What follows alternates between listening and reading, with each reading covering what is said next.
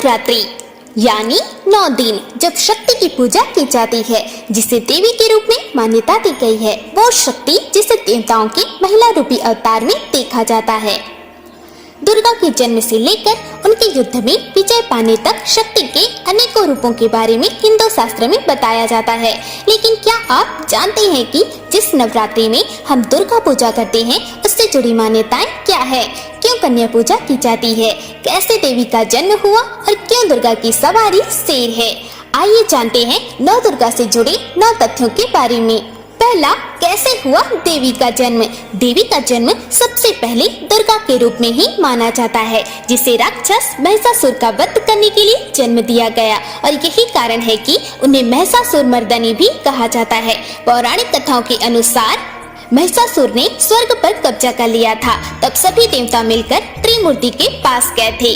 ब्रह्मा, विष्णु और शिव जी ने अपने शरीर की ऊर्जा से एक आकृति बनाई और अपनी शक्तियाँ उस आकृति में डाली, इसलिए दुर्गा को शक्ति भी कहा जाता है।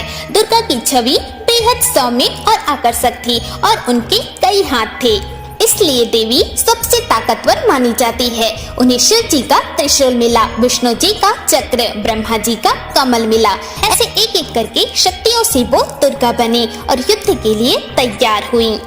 दूसरा, आखिर पूजा 9 दिन ही क्यों की जाती है?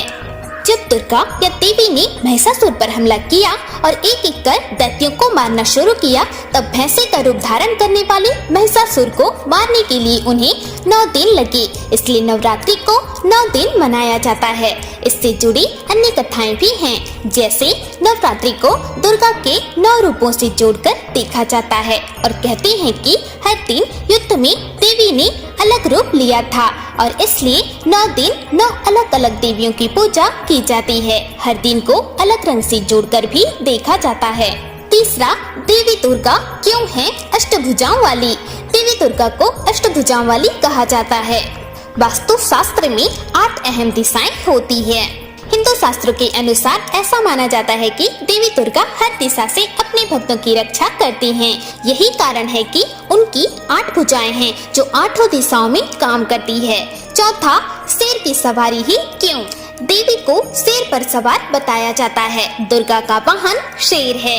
शेर को अतुल्य शक्ति से जोड़कर देखा जाता है। ऐसा माना जाता है कि शेर पर सवार होकर दुर्गा माँ दुख और बुराई का अंत करती हैं। पांचवा, दुर्गा को त्रयंबकी क्यों कहा जाता है? दुर्गा को त्रयंबकी कहा जाता है, यानी 3 आंखें वाली। शिव जी भी त्रिनेत्र कहलाते हैं, जिनकी 3 आंखें थी। दुर्गा को शिव का ही आधा रूप माना जाता है, जिसे शक्ति भी कहा जाता है। दुर्गा की 3 आंखें यानी अग्नि, सूर्य और चंद्र का प्रतीक माना जाता है। छठवां, दुर्गा की पूजा के लिए 108 मंत्रों का जाप क्यों होता है? नवरात्रि को दुर्गा पूजा के नाम से भी जाना जाता है। कहा जाता है कि भगवान राम ने माँ दुर्गा की पूजा की थी, जिन्हें राम ने महिषासुर मर्दनी के नाम से ही संबोधित किया था।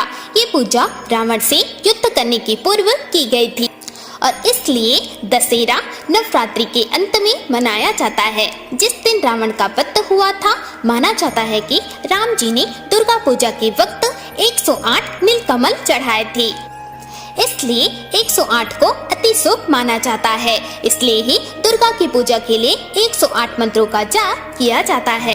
7वां, पितृपक्ष के अंत में नवरात्रि क्यों मनाई जाती है? पितृपक्ष में पितरों की पूजा के बाद ऐसा माना जाता है कि घर की शुद्धि होती है और उसके बाद आता है देवी पक्ष यानी नवरात्रि, और इसके बाद से ही हर तरह के त्योहारों की शुरुआत होती है। ऐसा माना जाता है कि देवी पक्ष के पहले दिन माँ दुर्गा अपने बच्चों के साथ पृथ्वी की ओर यात्रा करना शुरू करती हैं। 8वां, क्यों ली जाती है तवायफ के घर की मिट्टी? इस प्रथा से जुड़ी मान्यता ये है कि तवायफ के घर जाने से पहले एक पुरुष अपनी सारी अच्छाइयाँ और पवित्रता तवायफ के घर के आंगन में ही छोड़कर अंदर जाता है, और यही कारण है कि तवायफ के आंगन की मिट्टी बहुत पवित्र हो जाती है। इसी मिट्टी को मिलाकर दुर्गा की मूर्ति बनती है।